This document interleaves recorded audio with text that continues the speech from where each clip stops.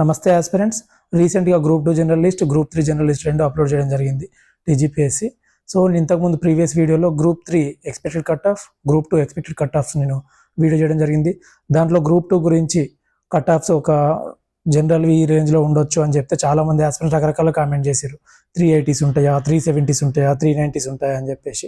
ఇప్పుడు ఫైనల్లీ లాస్ట్కు general cut offs అనేటివి అనుకున్నట్టుగానే యాజ్ టీజ్గా అంతే ఉంది. చాలా మంది ఆస్పిరెంట్స్ ఏంటి 330 వచ్చిన వాళ్ళు హోప్ పెట్టుకోవచ్చు, 350 వచ్చిన వాళ్ళు హోప్ పెట్టుకోవచ్చు, ఓపెన్లో కూడా హోప్ పెట్టుకోవచ్చు అని కామెంట్ రూపంలో చెప్పారు. సో అదేది కూడా నిజంగా లేదు. ఓపెన్ కట్ ఆఫ్స్ అనేవి ఆల్మోస్ట్ మ్యాచ్ అయినవి. కేటగిరీ వైజ్ అయితే బీసీబీ, బీసీడీ ఆల్మోస్ట్ మ్యాచ్ అవుతున్నవి. రిమైనింగ్ కేటగిరీస్ అనేవి ఒక్కొక్క జోన్కి ఒక్కొక్కలా ఉండే ఛాన్సెస్ ఎక్కువ కనబడుతున్నాయి. ఎందుకంటే ఈడబ్ల్యూఎస్ అవ్వచ్చు, బీసీఏ అవ్వచ్చు, ఎస్సీ అవ్వచ్చు, ఎస్టీ అవ్వచ్చు. ఇది ఒక్కొక్క జోన్లో ఎంతమంది ఆస్పిరెంట్స్ ఉన్నారు, విమెన్లో ఎంతమంది ఉన్నారు, మెన్లో ఎంతమంది ఉన్నారు అనేది మనం ఎక్సర్సైజ్ చేస్తేనే ఒక క్లారిటీ వస్తుంది. సో నేను ఆ టైంలో రఫ్గా చెప్పడం జరిగింది. అలాగే గ్రూప్ 3లో కూడా చెప్పిన ఓపెన్ కట్ ఆఫ్స్ అనేటివి ఆల్మోస్ట్ మ్యాచ్ అవుతున్నవి. కేటగిరీ వైజ్ కొంచెం చేంజెస్ ఉంటుంది.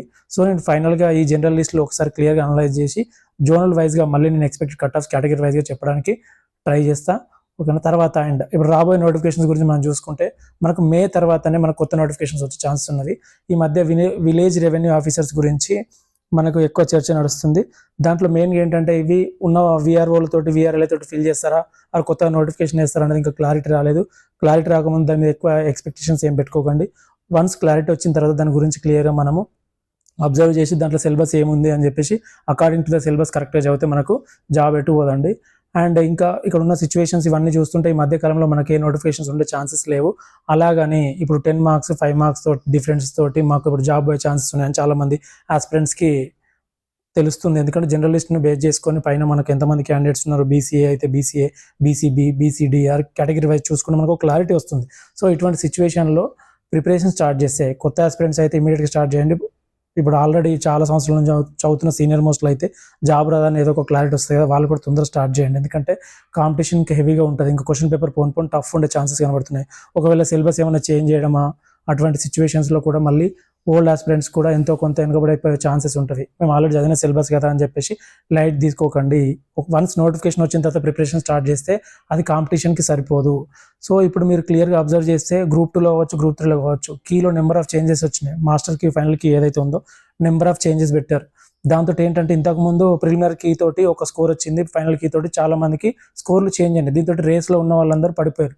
సో రాబోయే నోటిఫికేషన్లో కూడా ఇప్పుడు 4 పేపర్స్ 3 పేపర్స్ ఉన్న ఎగ్జామ్స్లో ఏమవుతుందంటే ప్రిలిమినరీ కీకి, ఫైనల్ కీకి చేంజెస్ ఎక్కువ రావచ్చు.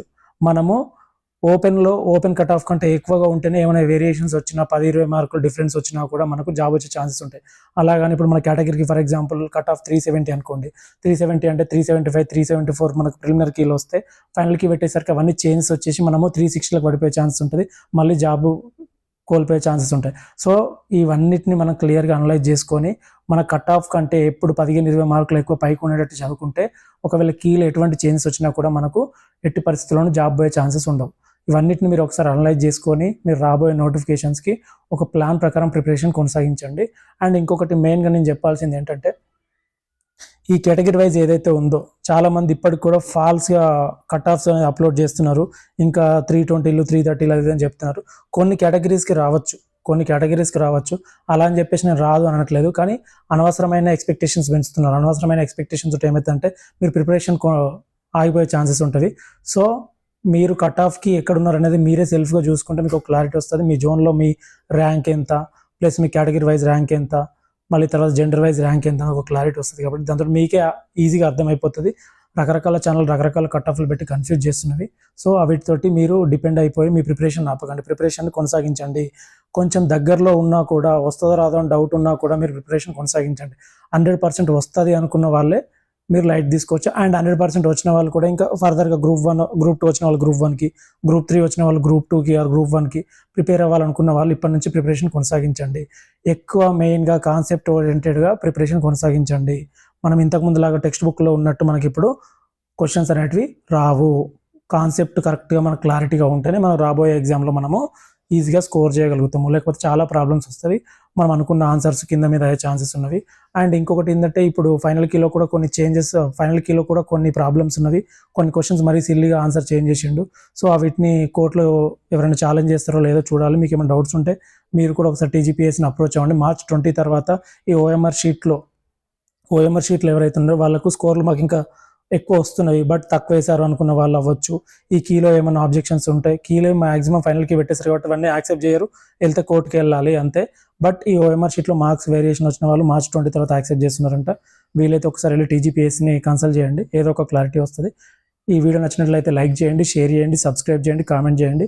అండ్ ఆ ఇన్స్టాగ్రామ్ మరియు టెలిగ్రామ్ లింక్స్ను డిస్క్రిప్షన్లో ప్రొవైడ్ చేస్తున్నా, ఇంట్రెస్ట్ ఉన్న వాళ్ళు జాయిన్ అవ్వచ్చు. Thank you.